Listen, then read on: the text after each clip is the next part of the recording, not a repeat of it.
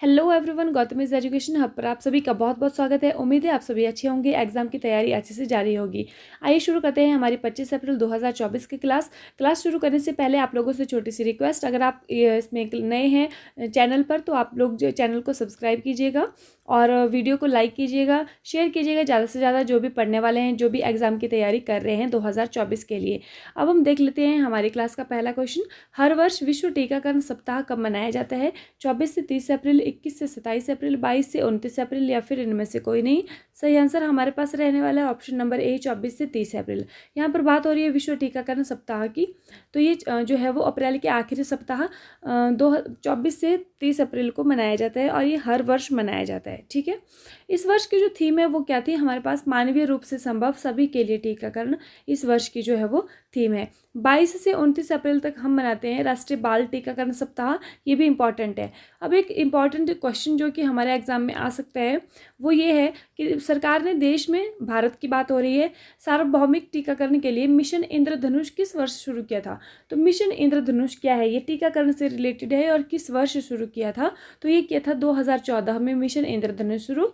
ठीक है, अभी हमने पढ़ा था मार्च महीने में कि राष्ट्रीय टीकाकरण दिवस कब मनाया जाता है। तो राष्ट्रीय टीकाकरण दिवस मनाया जाता है 16 मार्च को। ठीक है, ये भी आप लोगों को ध्यान रखना है। अब हम नेक्स्ट क्वेश्चन की तरफ चलते हैं।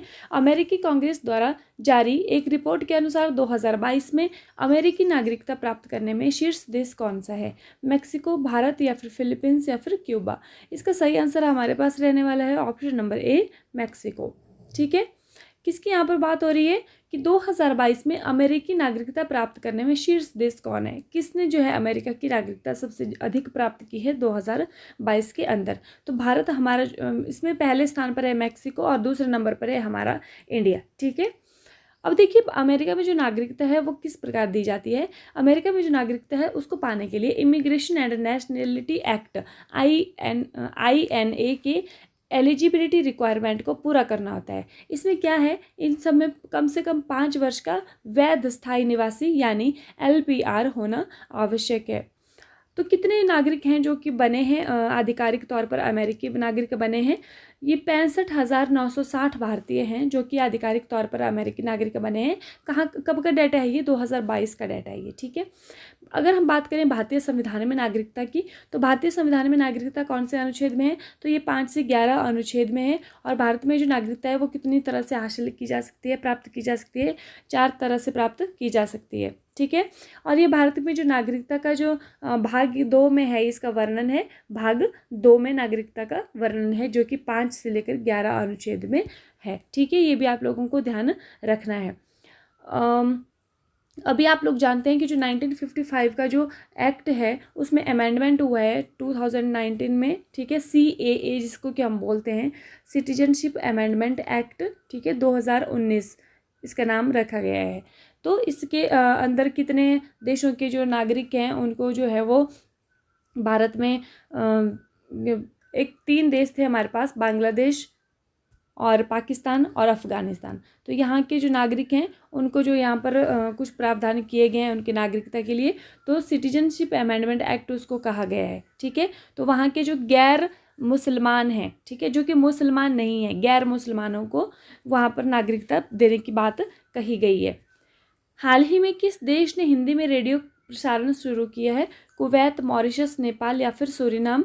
इसका सही आंसर हमारे पास रहने वाला है कुवैत। ठीक है, तो कुवैत ने क्या किया है कि हिंदी में रेडियो प्रसारण शुरू किया अपने देश में। तो ये जो है बहुत ही सराहनीय काम है। ये हमारे जो कुवैत और भारत के द्विपक्षीय संबंधों को मजबूत करने के लिए बहुत ही ज़्यादा एक अच्छा कदम उन्होंने उठाया है।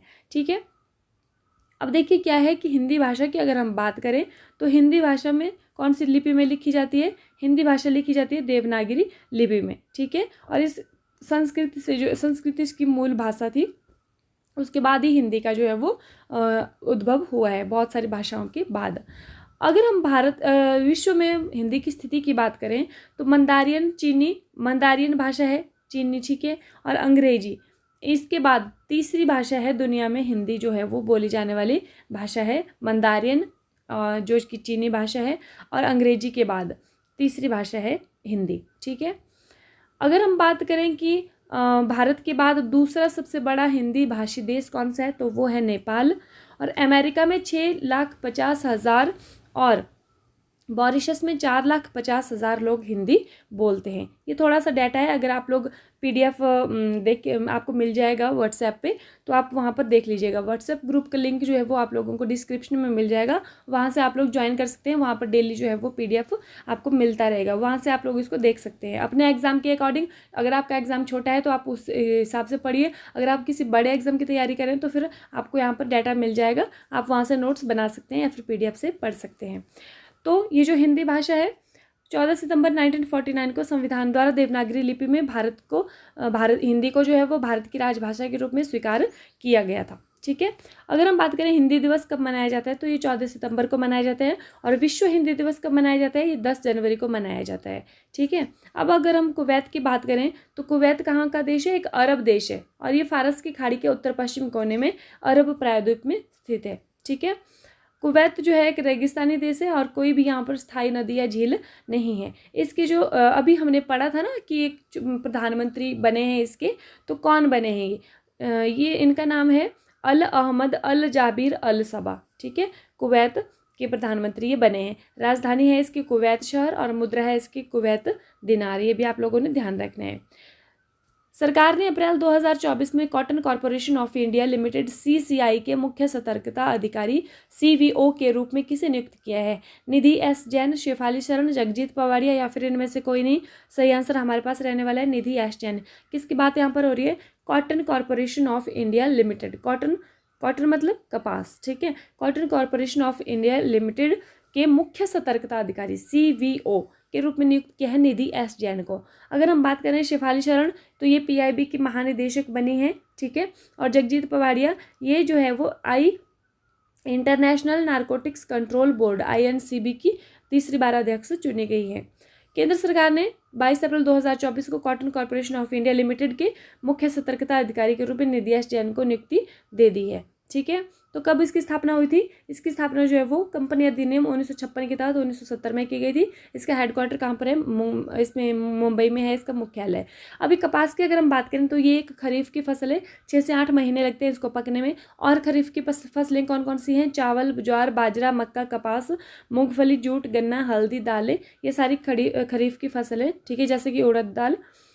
इसके लिए जो वर्षा है वो कितनी चाहिए होती है? 50 से 100 सेंटीमीटर इसकी वर्षा की जो है वो आवश्यकता होती है। ये एक सूखा प्रतिरोधी फसल है और जलवायु के लिए जो शुष्क जलवायु के आदर्श है। अगर हम बात करें कि इसके लिए टेम्परेचर कितना चाहिए तो इसके लिए 21 डिग्री सेल्सियस और 30 डिग्री सेल्सियस के बीच टेम्परेचर जो है वो चाहिए होता है। अगर इसमें 20 से नीचे चला जाता है तो इसकी धीमी हो जाती है, ग्रोथ जो है वो कपास की हो जाती है। अब देखिए, वर्ष में कम से कम 210 पाले से मुक्त दिन की आवश्यकता इसको जो है वो होती है। ठीक है, तो ये आप लोगों ने पढ़ लेना है PDF में। अगर आपका एग्जाम उसी अकॉर्डिंग है तो आप लोगों ने पढ़ लेना है, मटेरियल आपको यहाँ पर मिल जाएगा PDF के अंदर। अब अगर हम बात करें भारत उत्पादक देश चीन के बाद जो है वो दूसरा सबसे बड़ा उत्पादक है कपास का। नेक्स्ट क्वेश्चन की तरफ हम चलते हैं। IPL में 200 विकेट लेने वाले पहले क्रिकेटर कौन बने हैं? तो ये ऑप्शन है हमारे पास युजवेंद्र चहल, जसप्रीत बुमराह, हर्षित पटेल या फिर इनमें से कोई नहीं। सही आंसर हमारे पास रहने वाला है युजवेंद्र चहल। ठीक है, क्या किया है इन्होंने? IPL में 200 विकेट लिया है और ये IPL में 200 विकेट लेने वाले पहले क्रिकेटर बन गए हैं। ठीक है, युजवेंद्र चहल। कौन सी टीम से हैं ये? राजस्थान रॉयल्स के लेग स्पिनर हैं ये भी आप लोगों को ध्यान रखना है। ठीक है, अभी हमने पढ़ा है हाल ही में 12,000 रन बनाने वाले कौन बने हैं पहले क्रिकेटर? तो वो बन गए हैं विराट कोहली, ये भी आप लोगों ने ध्यान रखना है। ठीक है, हाल ही में आर्यभट्ट पुरस्कार किसे प्राप्त हुआ है? D गुकेश, पावुलूरी सुब्बाराव, लोकेश मुनि या फिर इनमें से कोई नहीं। सही आंसर हमारे पास रहने वाला है ऑप्शन नंबर B, पावुलूरी सुब्बाराव। कौन सा पुरस्कार मिला है इनको? आर्यभट्ट पुरस्कार। ठीक है, D गुकेश की अगर हम बात करें तो अभी इन्होंने शतरंज टूर्नामेंट जीता हुआ है, जो कैंडिडेट्स टूर्नामेंट है शतरंज का वो जीता है। और लोकेश मुनि की अगर हम बात करें तो इनको कौन सा पुरस्कार मिला है? इनको जो है वो गोल्डन वॉलंटियर अवार्ड मिला है अमेरिका का। ठीक है, जो कि अमेरिका के राष्ट्रपति जो बिडेन ने दिया है। तो आर्यभट्ट पुरस्कार मिला है पावुलूरी सुब्बाराव को। क्या हैं ये हैं अनंत टेक्नोलॉजीज के संस्थापक और CEO हैं, इनको मिला है आर्यभट्ट पुरस्कार। हर साल जो है ये दिया जाता है। क्यों दिया जाता है, किसको दिया जाता है? एस्ट्रोनॉटिकल सोसाइटी ऑफ इंडिया उन लोगों को आर्यभट्ट पुरस्कार प्रदान करती है जिन्होंने भारत में अंतरिक्ष विज्ञान और एरोस्पेस प्रौद्योगिकी के क्षेत्र में महत्वपूर्ण योगदान दिया है। ठीक है, तो आर्यभट्ट कौन थे? आर्यभट्ट जो है वो प्राचीन भारत के एक खगोल शास्त्री थे और एक महान गणितज्ञ थे। ठीक है, आप लोग जानते हैं कि जो शून्य है, 0, इसकी खोज किसने की थी? आर्यभट्ट ने की थी। ठीक है, world sportsman of the year का पुरस्कार किसने जीता? नोवाक जोकोविच, एताना बोनमाटी, सिमोन बाइल्स, उपरोक्त सभी। इसका सही आंसर हमारे पास रहने वाला है ऑप्शन नंबर ए, नोवाक जोकोविच। World sportsman of the year का अवार्ड इन्होंने जीता है। कितनी बार जीता है इन्होंने? ये 5वीं बार जीता है Laureus world sportsman of the year का अवार्ड। अगर हम बात करें सिमोन बाइल्स कौन है? ये एक अमेरिकी कलात्मक जिम्नास्ट है, इनको भी इसमें सम्मानित किया गया है। बार्सिलोना और स्पेन की फुटबॉलर है स्टार एटाना बोनमटी, इनको भी किया है यहाँ पर सम्मानित इसमें। ठीक है, और जूड बेलिंगहैम को भी किया है। ये क्या है? ये फुटबॉलर है। ठीक है, फुटबॉलर है ये इंग्लैंड की राष्ट्रीय टीम के। अगर हम बात करें हमारे भारत देश से, भारतीय जो क्रिकेटर हैं सचिन तेंदुलकर जी, लॉरियस स्पोर्टिंग मोमेंट अवार्ड 2000 से 2020 इन्होंने जीता है। टोक्यो ओलंपिक के स्वर्ण पदक विजेता कौन? नीरज चोपड़ा जो है वो, और ये बने हैं, इनको भी अवार्ड के लिए नामांकित किया गया था।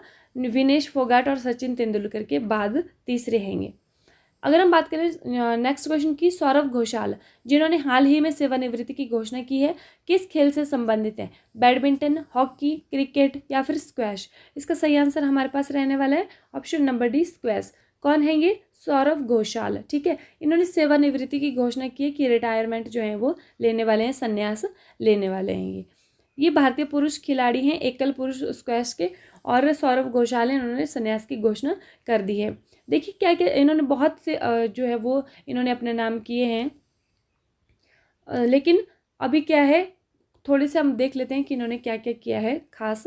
सौरव घोषाल राष्ट्रमंडल खेलों में एक भी पदक जीतने वाले एकमात्र भारतीय जिन्होंने 2022 में कांस्य पदक जीता था।